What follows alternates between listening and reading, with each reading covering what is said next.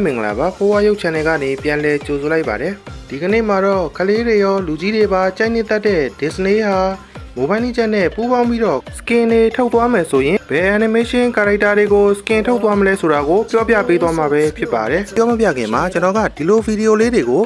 ဖုန်းလေးတစ်လုံးနဲ့ပြုလုပ်နေရတာဖြစ်တဲ့အတွက်ဗီဒီယိုကောင်းတစ်ပုဒ်ရဖို့ဆိုတာတော်တော်အချိန်ယူရပါတယ်အဲ့တော့ကဖိုးဝါရုပ်ကိုအားပေးခြင်းနဲ့ဆိုရင်တော့ဒီဗီဒီယိုလေးကို VPN လေးခံပြီးတော့အစားဆုံးကြည့်ရှုပေးဖို့တောင်းဆိုပါတယ်ခင်ဗျာနံပါတ်1 Captain Jack Sparrow ပထမဦးဆုံးအနေနဲ့ကတော့ Captain Jack Sparrow ပဲဖြစ်ပါတယ်သူ့ကိုတော့ Lancelot အနေနဲ့ skin ထုတ်မှဆိုရင်အလွန်သင့်တော်ပါတယ်ဘာဖြစ်လို့လဲဆိုရင် Captain Jack Sparrow က Lancelot လိုမျိုးပဲဓာရေးကျွမ်းကျင်တာကြောင့်ဖြစ်ပါတယ်နံပါတ်2 Aladdin and Abu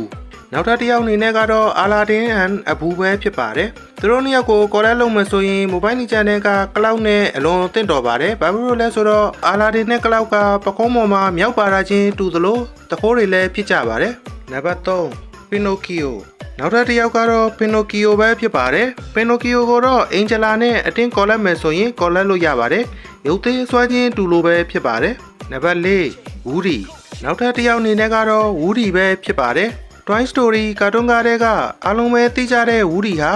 Western ကောင်းပွိုင်တစ်ယောက်ဖြစ်တာကြောင့်ကလင်းနဲ့အထူးသင့်တော်ပါတယ် Toy Story တွေက Woody ကတနတ်မပါပေမဲ့ကလင်းနဲ့သာကော်လက်လိုက်မဆိုရင်တော်တော်လေးကြည့်လို့ကောင်းပါပါနံပါတ်5 Mowgli and Bagheera နောက်ထပ်တစ်ယောက်ကတော့ Jungle Book ကာတွန်းကားတွေက Mowgli နဲ့သူ့ကိုငယ်စဉ်ကတည်းကကြီးစုဆောက်ရှောက်ပေးခဲ့တဲ့ Bagheera ကိုပေါင်းပြီးတော့ပိုပိုကူပါအနေနဲ့ skin ထုတ်ပေးမယ်ဆိုရင်အရန်သင့်တော်မယ်လို့ထင်ပါတယ်ဝင်ပလွင်နဲ့ကျက်သိန်းနဲ့ကတော့ရက်ဆက်စွာတပ်ပြက်ချင်းနဲ့စောက်ရှောက်ကာကွယ်ချင်းတူညီနေလို့ပဲဖြစ်ပါတယ်နံပါတ်6 Maleficent